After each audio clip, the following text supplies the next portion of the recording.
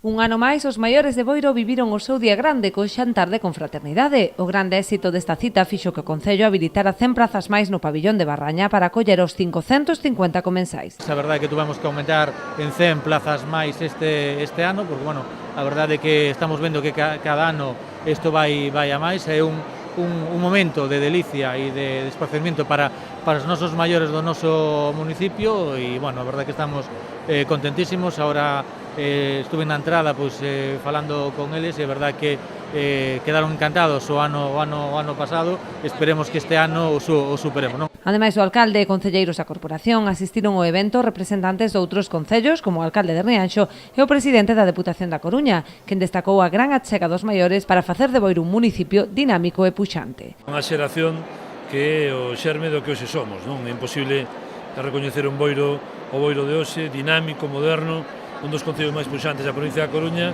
sin saber que antes houve un esforzo previo dunha xeración que nos formou, que nos facilitou a incorporación ao mundo dos estudos, que facilitou-nos a incorporación á modernidade, co seu esforzo, renunciando probablemente eles ao seu benestar, non?